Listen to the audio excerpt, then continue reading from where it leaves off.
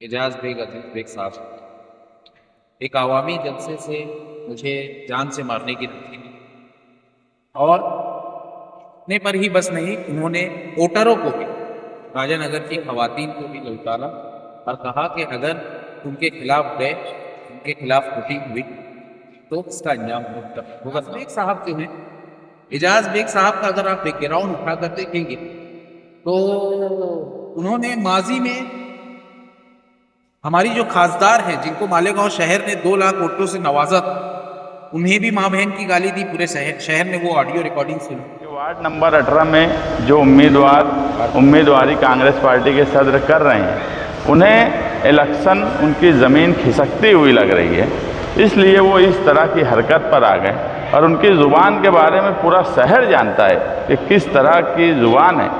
और मेरा तो हमने एडिशनल एसपी साहब को कंप्लेन दी, वो इसलिए ज़रूरी है कि कोई गुंडागर्दी की बात करे, वोटर्स को धमकी दे, उम्मीदवार को धमकी दे, तो समाज में ऐसे लोगों की ज़रूरत नहीं है। सियासत, जुर्म, नाइंसाफ़ी और बदउनवानी को करे चाक। शहरों मुल्क की हर छोटी बड़ी खबर से बाखबर रहें आप। Like, share and subscribe news 41 Malegaon का प्रचार चल रहा है। सभी पार्टियां अपने अपने तौर पर, सभी पार्टियों को उम्मीदवार अपने अपने तौर पर लोगों से वोट मांग रहे हैं, प्रचार कर रहे हैं, अपना काम बता रहे हैं, मुखालिफ पार्टी के जो मुखालफत है वो बता रहे हैं। ये इलेक्शन का एक हिस्सा है। मगर कुछ लोग जो जमहूरियत में इस तरह की बात जो वार्ड नंबर 18 में हुई, ये बिल्कुल गैर मुनासिब बात है कि एक हमारे उम्मीदवार अब्दुल्ला मुबारक, उनकी बीवी वहाँ से उम्मीदवारी कर रही है, अनीस अजहर साहब वहाँ से उम्मीदवार हैं, ऐसे वहाँ 4 उम्मीदवार हैं सेकुलर फ्रंट के। और एलानिया अवामी मीटिंग में बोलना कि 5:30 बजे तक चेंदे जाएंगे, कोई लीडर आएगा नहीं देखने, सिर्फ आएंगे हॉस्पिटल में देख के चले जाएंगे, इस तरह की धमकी देना और ख्वातीन को धमकी देना, वोटर्स को धमकी देना कि देख लेंगे जुमेरात के दिन वोटिंग होने के बाद अंजाम भुगतना पड़ेगा, तो कहीं ना कहीं ये बात लग रही है कि वार्ड नंबर 18 में जो उम्मीदवारी कांग्रेस पार्टी के सदर कर रहे हैं, उन्हें इलेक्शन उनकी ज़मीन खिसकती हुई लग रही है, इसलिए वो इस तरह की हरकत पर आ गए। और उनकी ज़ुबान के बारे में पूरा शहर जानता है कि किस तरह की ज़ुबान है। और मेरा तो हमने एडिशनल एसपी साहब को कंप्लेन दी, वो इसलिए ज़रूरी है कि कोई गुंडागर्दी की बात करे, वोटर्स को धमकी दे, उम्मीदवार को धमकी दे, तो समाज में ऐसे लोगों की ज़रूरत नहीं है। और बिलबाग खुशामद पूरा बाहिकल्ला जो तालीम याफ्ता दीनी लोग, असरी तालीम हासिल करने वाले लोग, टीचर्स की बड़ी तादाद, डॉक्टर से इंजीनियर से पढ़ा लिखा समाज वहाँ रहता है, वहाँ पर इस तरह की ज़बान गुंडा आदमी अगर इलेक्शन लड़ रहा है तो हम उसका जवाब उसकी ज़बान में नहीं देंगे। लेकिन आवाम से ये गुजारिश करेंगे कि 15 जनवरी को हिसाब है और हर चीज़ का हिसाब आवाम देती है, बगैर डर और खौफ के वो जाएं और समाजवादी और इस्लाम पार्टी के उम्मीदवार को वोट दे। और ऐसी गुंडागर्दी के खिलाफ वोट वार्ड नंबर 18 में होना चाहिए। और एडिशनल साहब से भी हमने यही गुजारिश की है कि बगैर डर और खौफ के पूरे शहर में इलेक्शन लिया जाए। आप लोग इस तरह से बंदोबस्त दीजिए कि वोटर्स को कोई डर और खौफ नहीं होना चाहिए, आज़ादी से जिसको चाहे उसको वोट दे। महाराष्ट्र निवडणूक आयोग जाएंगे? नहीं, अभी हमने यहाँ पे कंप्लेन दे दी है, इलेक्शन कमिश्नर को भी हम मेल कर देंगे। अभी हमारा पूरा ध्यान इलेक्शन पर है, लेकिन डर और खौफ वोटर्स पर नहीं होना चाहिए, इसलिए हम यहाँ पर अब एडिशनल साहब को लेटर दिए। इस तरह की लैंग्वेज का इस्तेमाल किया गया है, क्या खतरे में हो?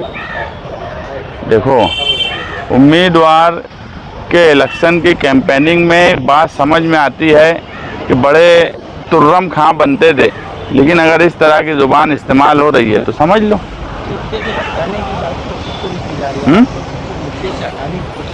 नहीं, मुद्दे से तो हम हटने वाले नहीं। मुद्दे से हटाने तो मौजूदा एमएलए ही बहुत कोशिश किए, नहीं हटा पाए। इनकी कोई हैसियत नहीं है जिनके बारे में हम आए, वो एक वार्ड तक महदूद है, लेकिन उस वार्ड में भी उनकी ज़मीन खिसक चुकी है। वार्ड नंबर 18 का सवाल है, मुद्दे का कोई मसला यहाँ पे नहीं है।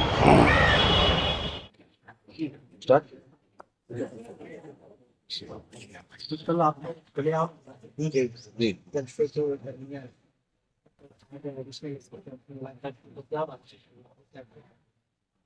देखिए, हिंदुस्तान जो है एक जमहूरी मुल्क है। हाँ, जमहूरियत है और लोगों को हक है कि अपने पसंद का नुमाइंदा मुंतखब करते हैं। आने वाले 15 जनवरी को मालेगांव म्यूनसिपल कॉरपोरेशन का इलेक्शन है। मैं मालेगांव सेकुलर फ्रंट की प्लेटफॉर्म समाजवादी पार्टी से उम्मीदवारी कर रहा हूँ। गुज़िश्ता कल 10 जनवरी को मेरे मुखालिफ उम्मीदवार कांग्रेस मालेगांव के सदर एजाज बेग अजीज बेग साहब एक आवामी जलसे से मुझे जान से मारने की धमकी दी और इतने पर ही बस नहीं, उन्होंने वोटरों को भी, राजानगर की खवातीन को भी ललकारा और कहा कि अगर उनके खिलाफ गए, उनके खिलाफ वोटिंग हुई तो इसका अंजाम भुगतना हो। मेरा सवाल ये है कि हम जिस शहर में रह रहे हैं, यहाँ क्या जमहूरियत है या बादशाहत? राजानगर में खड़ा रहकर बोलने वाला कहीं अपने आप को नारू शंकर का पोता तो नहीं समझ रहा कि वो बादशाह है, वो लोगों को माफ नहीं करेंगे अगर लोगों ने उनके खिलाफ वोट दी। मैं तो बस इतना ही समझता हूँ, मेरा ईमान ये है कि माफ करने वाली जात सिर्फ अल्लाह की है, ये किब्रियाई उसके पास ही है। आज जिस तरह से वो बदजुबानी बदकलामी कर रहे हैं, एक अवामी स्टेज से उन्होंने जो धमकियां दी हैं, वो मेरे हिसाब से, मेरी मालूमात के मुताबिक हिंदुस्तान की तारीख में पहली मर्तबा ऐसा कोई वाकया है कि एक आवामी नुमाइंदा, एक उम्मीदवार आवामी जलसे से मुखालिफ उम्मीदवार को जान से मारने की धमकी दे रहा हो और वोटरों को, बिलखुसूस खवातीन को बाकायदा चैलेंज कर रहा हो कि अगर उनके खिलाफ वोटिंग की गई तो इसका अंजाम भुगतना होगा। दोस्तों, आज हम लोग एडिशनल एसपी साहब से के पास आए थे।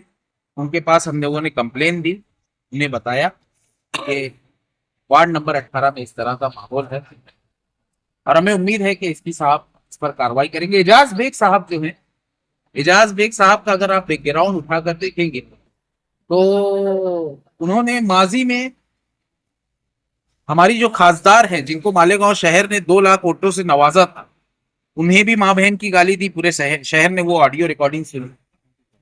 मुफ्ती साहब को भी उन्होंने गाली दी, लोगों ने वो भी सुना। बिलखुसूस मुझे कब्रस्तान में मिलकर एजाज बेग साहब ने कहा कि आसिफ शेख रशीद की 7 पुश्ते और मुफ्ती मोहम्मद इस्माइल कासमी साहब की 7 पुश्ते भी मेरे सामने आ जाएंगी तो मुझे हरा नहीं सकती। तू क्या चीज? तो आज डर और खौफ किस बात का? आप किस बुनियाद पर मुझे धमकी दे रहे हैं? आप किस बुनियाद पर आप वोटरों को धमकी दे रहे हैं? इसका मतलब साफ और वाजे मतलब यही है कि आपकी जमीन हिली हुई है। आप गुंडागर्दी की बात कर रहे हैं। मुझे हैरत होती है कि मुझे ऐसा याद पड़ता है कि माजी में कॉरपोरेशन में अब्दुल मालिक ने इन्हें ही जमीन पर लौटाकर मारा था। वो तो हमारे खालिद हाजी साहब थे, आसिफ शेख रशीद साहब के छोटे भाई, जिन्होंने बीच में मुदाखलत करते हुए उन्हें बचाया। एक जिम्मेदार शहरी की हैसियत से, एक तालीम याफ्ता नौजवान की हैसियत से मैंने उस वक्त उस वाकये की मजम्मत की थी।